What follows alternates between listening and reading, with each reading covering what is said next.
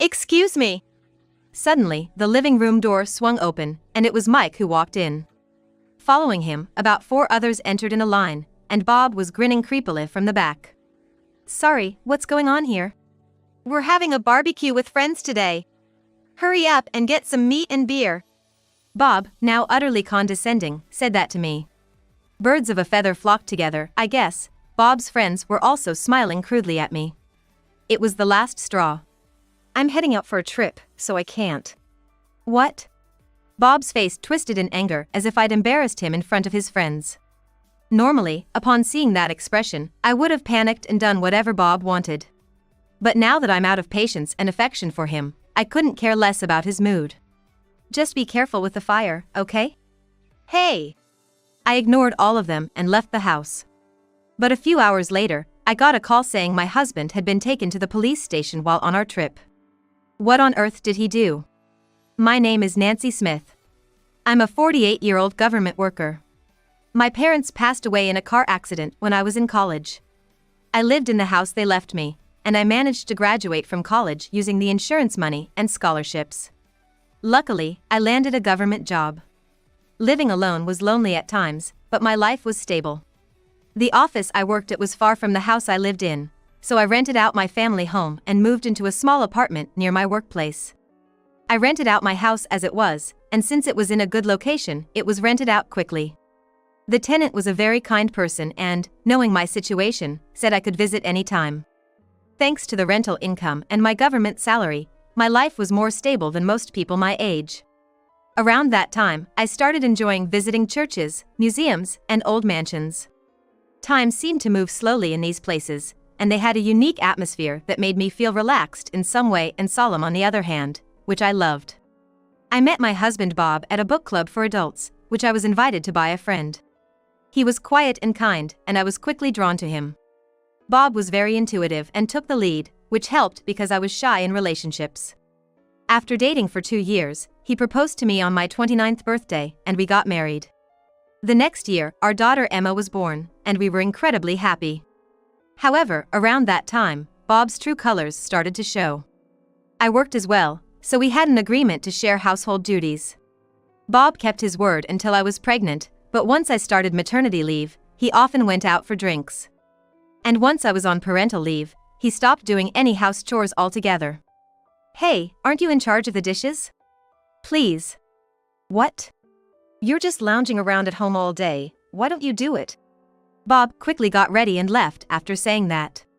Ever since Emma was born, he would go out for drinks about 4 times a week, and he never helped take care of her. Juggling housework while holding Emma, due to her night feedings, was tough and sleep-deprived. But when I voiced this out, Bob didn't understand at all. Instead, he ridiculed me, saying I was inefficient. My love for Bob decreased as the days went by, and by the time Emma turned 5, I saw him merely as a roommate. Thankfully, I didn't have to work on weekends or holidays, and I never had to do overtime. That allowed me to spend quality time with Emma. Though Emma required a lot of attention, night crying and frequent breastfeeding as a baby, as she grew older, she became very independent. She was clingy during our moments alone, but she willingly helped with house chores and always thanked me for everything.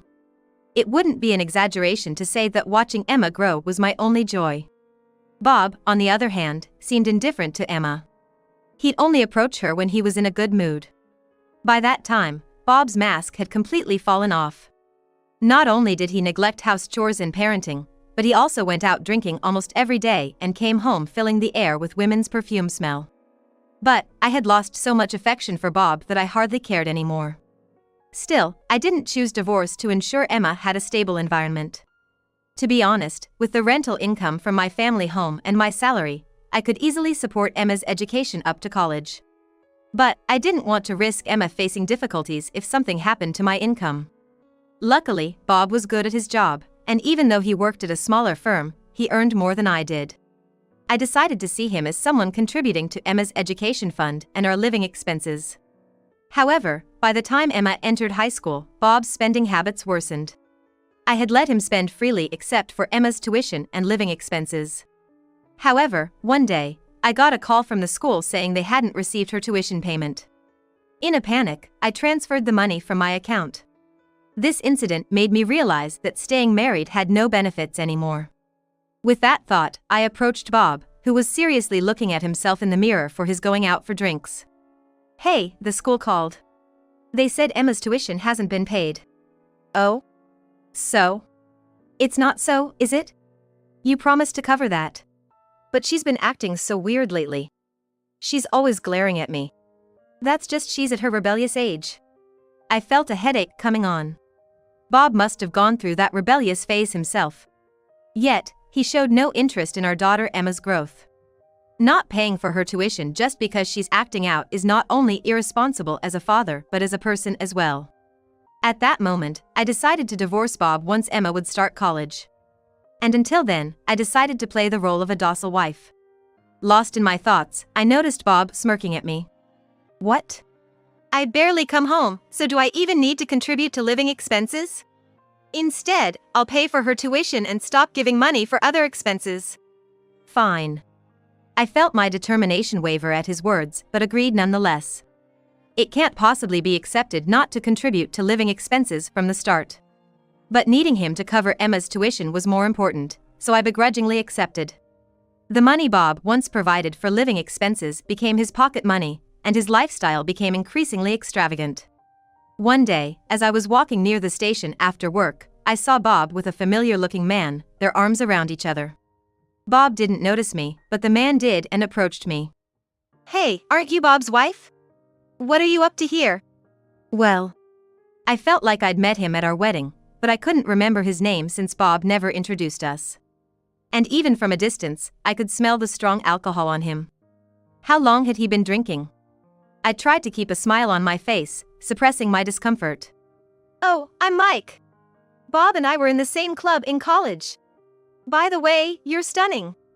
How about a night with me?" "Just kidding."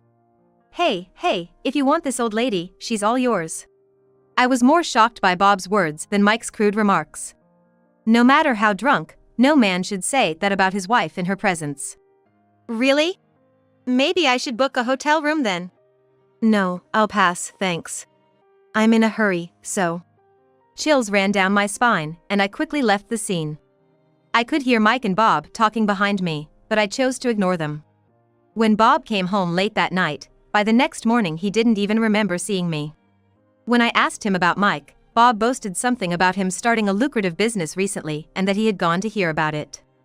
"Don't come asking for money when I get rich, all right?" I just replied to his fluffy words. Yeah.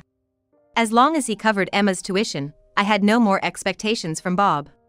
However, after Emma had started college, a major incident took place. It happened on the day I planned a solo trip to use up some of my accrued leave. After packing everything by the entrance, I took a little break.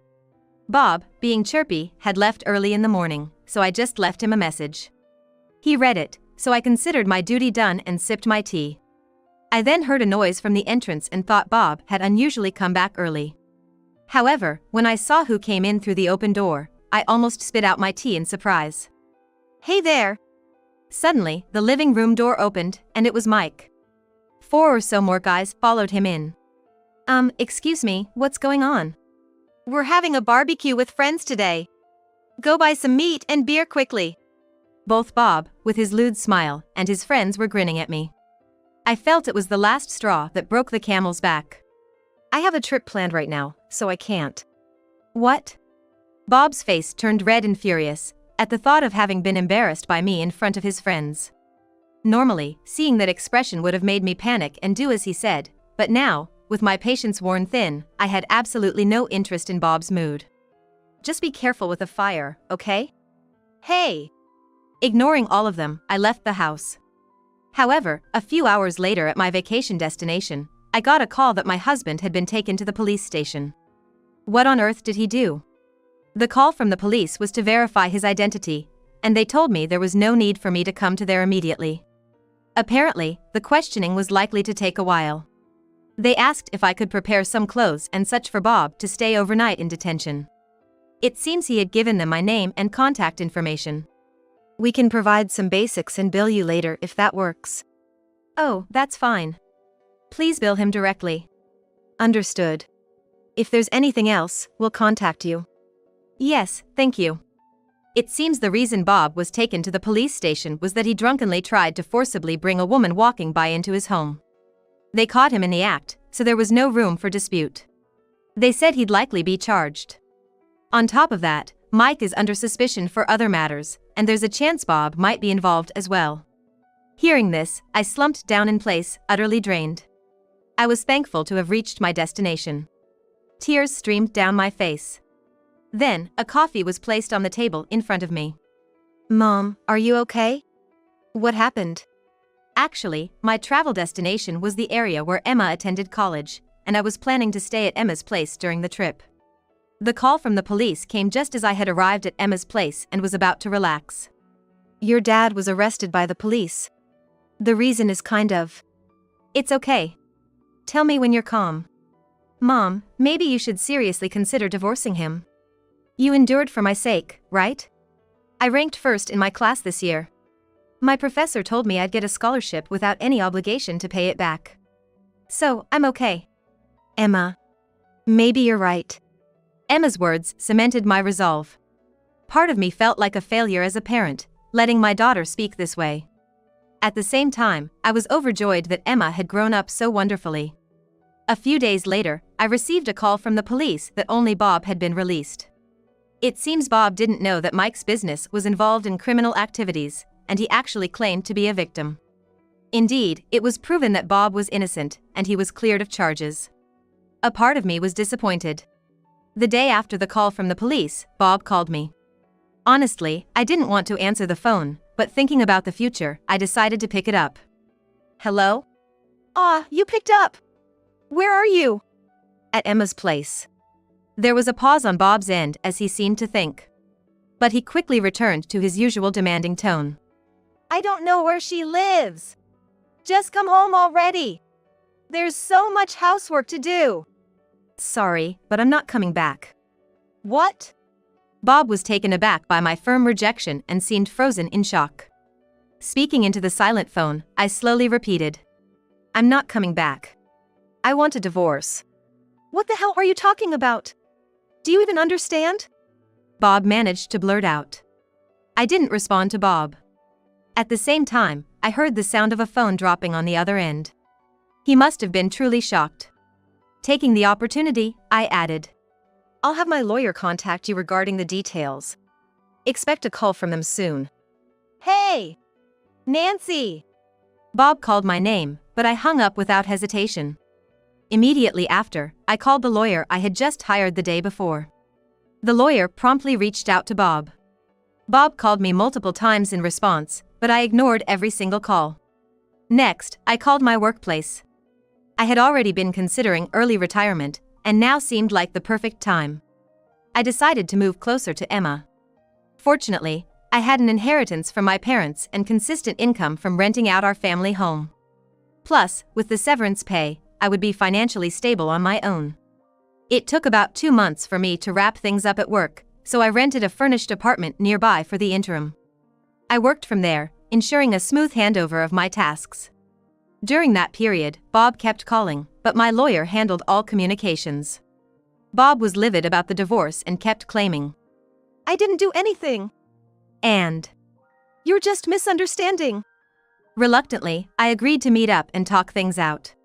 Even setting a date and time was quite a challenge, but 3 weeks after proposing a meeting, we finally settled on a date. I braced myself for what would be the most crucial confrontation. On the day of our meeting, the man who showed up looked like a disgruntled middle-aged guy.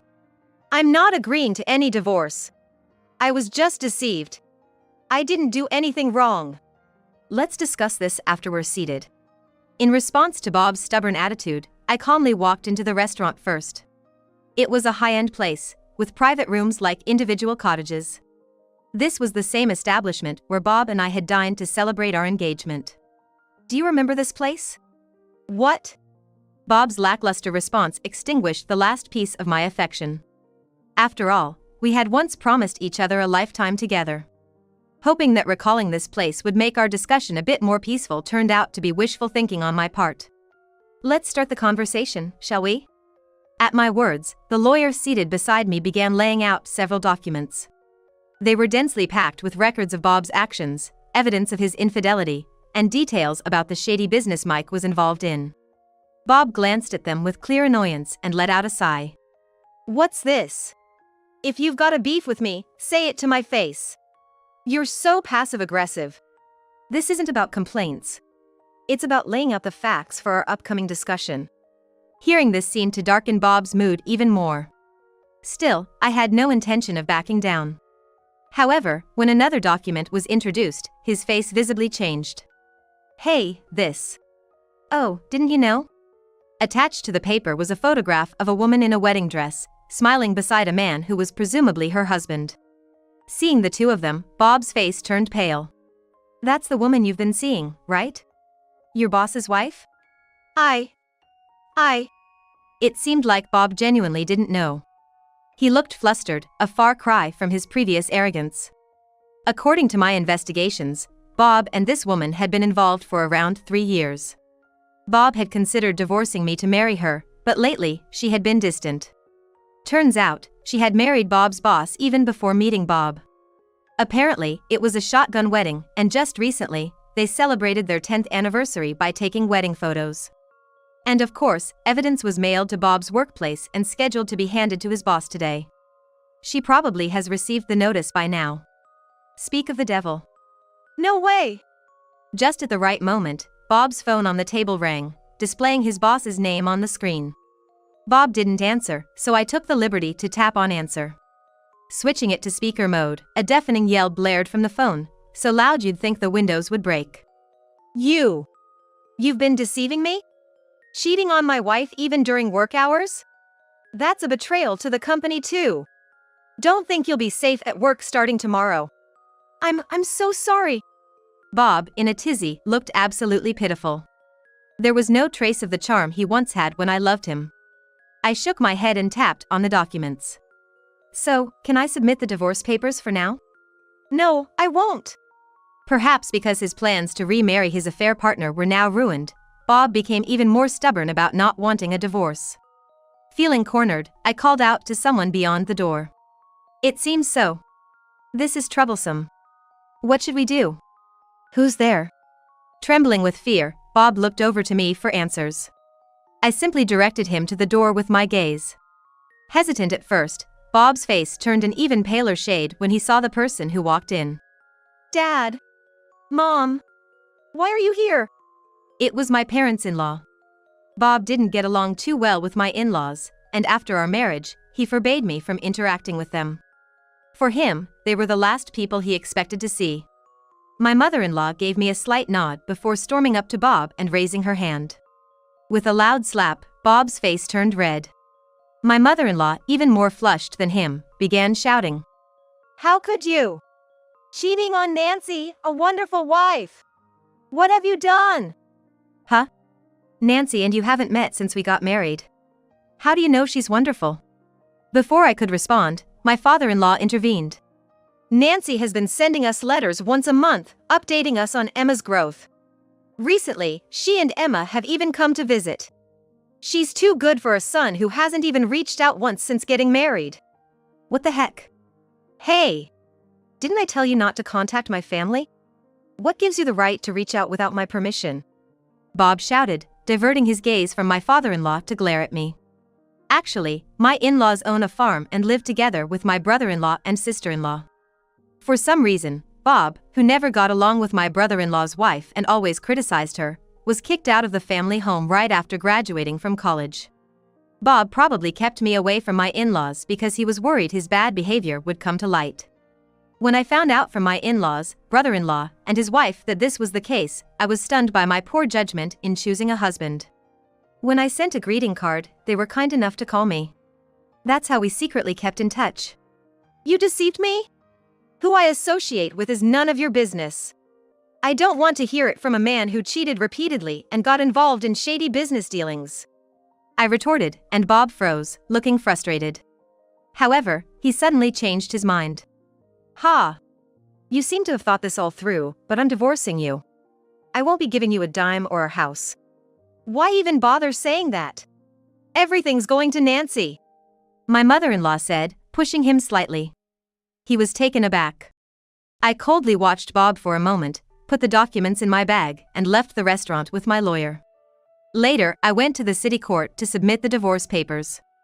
Although it was a swift process, I felt extremely relieved. Bob was exposed for having an affair with his boss's wife and engaging in it even during working hours. He got fired from his small company. Since he gave me all the money, he was left penniless. In the end, my in-laws temporarily took him back to their family home and later sent him off to live with distant relatives. Turns out, my brother-in-law's daughter got married last year, and she's about to return to her hometown for a baby shower. Because of past grievances, my sister-in-law hadn't forgiven him, and she even refused to let him into the house.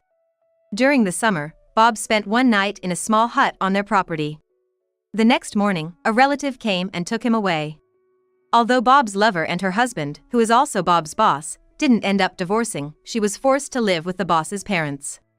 It's said that she's constantly under the watchful eye of the mother-in-law, enduring her constant snide remarks and nagging.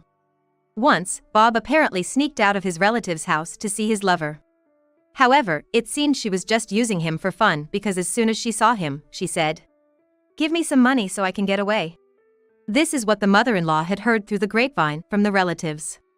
He was devastated and returned to his relative's house. Now, he works non-stop, and when he does get a day off, he's under the watchful eye of his relatives and can't go out freely. Even after the divorce, I've maintained a relationship with my in-laws, as they are Emma's grandparents. My brother-in-law and his wife are wonderful, and we often get together for meals, making me feel like I have a new family. Emma was initially upset a bit about being left out of the divorce proceedings, but she was actually thrilled with the outcome. Since she lives nearby, we hang out together twice a week. As for me, I've moved to an area with a lot of churches and cathedrals and have been immersing myself in my hobbies. I own 2 homes, one in my hometown and the other in the city center, which I rent out to others. The rental income alone covers my living expenses.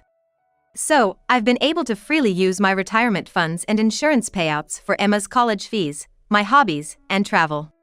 Lately, I've been thinking that with such a relaxed lifestyle, I should have gotten divorced much earlier. I picked up the special notebook Emma gave me for my birthday and set out on my church visiting trip.